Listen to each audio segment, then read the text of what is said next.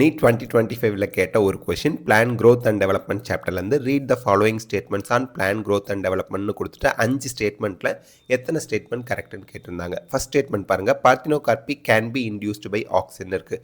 பார்த்தினோகார்பினா என்னங்க? Unfertilised ovary ஃப்ரூட்டாக மாறிடும். அப்போ ஓவியூல் சீடாக மாறாது, ஏன்னா ஃபர்டிலைசேஷன் நடக்கலை அப்படிங்கிறதுனால.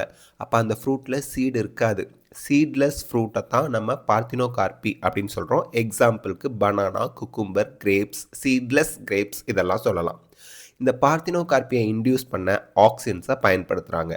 அப்போது இது சரியான statement. Second statement, plan growth regulator can be involved in promotion as well as inhibition of growthன்னு இருக்கு. இந்த இடத்துல ரெகுலேட்டர் அப்படிங்கிற வார்த்தை தான் முக்கியம். ரெகுலேட்டர்னா பிளான்ட்டோட growth-ஐ ப்ரமோட் பண்ணுறவங்களும் இருக்காங்க, இன்ஹிபிட் பண்ணுறவங்களும் இருக்காங்க. ப்ரமோட் பண்ணுறதுனா தூண்டி விடுறது, இன்ஹிபிட் பண்ணுறதுனா ஸ்டாப் பண்ணுறது. ரெண்டு ஒர்க்கை பண்ணுறவங்கள சேர்த்து தான் நம்ம பிளான் growth ரெகுலேட்டர்ஸ் அப்படிம்போம்.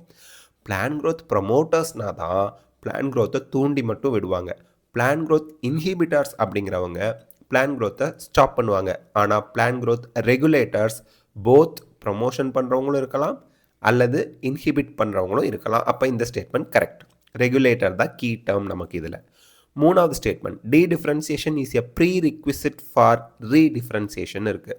டீடிஃப்ரென்சியேஷன் அப்படிங்கிறது என்னென்னா, ஒரு செல் இருக்குது, செல்லு டிவைட் ஆகுது, அது டிஃப்ரென்ஷியேட் ஆகிடுச்சுன்னா செல் டிவிஷன் நின்று போய் பர்மனன்ட் செல்லாக மாறிடும். இப்போது ஒரு செல் டிஃப்ரென்ஷியேட் ஆகி பர்மனன்ட் செல்லாக மாறிடுச்சு.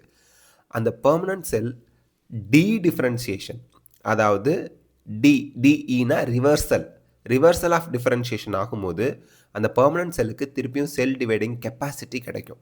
சரி, திருப்பி செல் டிவைட் ஆக ஆரம்பிச்சிருச்சு. எகெயின் அது பர்மனன்ட் செல்லாக மாறிச்சுன்னா ரீடிஃப்ரென்சியேஷன், மறு வேறுபாடு அடைந்துள்ளது அப்படின்னு சொல்லுவாங்க.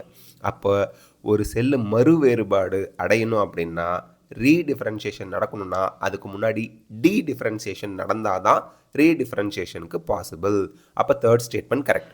Fourth statement, abscisic acid is a plant growth ப்ரமோட்டர்னு இருக்குது. அப்சிசிக் ஆசிட்ங்கிறது ஒரு பிளான்ட் growth இன்ஹிபிட்டார். பிளான்ட் growth-ஐ ஸ்டாப் பண்ண தான் அது ஹெல்ப் பண்ணும். அப்போ இது தப்பான statement. Apical dominance promote the growth of lateral பட்னு இருக்குது. எபிக்கல் டாமினன்ஸ் அப்படிங்கிறது எபிக்கல் பட்ஸ் லேட்ரல் பட்ஸோட growth-ஐ இன்ஹிபிட் பண்ணுறது. அப்போ ஃபிஃப்த் ஸ்டேட்மெண்ட்டும் தப்பு. அப்போ ஏபிசி மொதல் 3 ஸ்டேட்மெண்ட் தான் கரெக்ட் ஸ்டேட்மெண்ட். அதுதான் ஆன்சர்.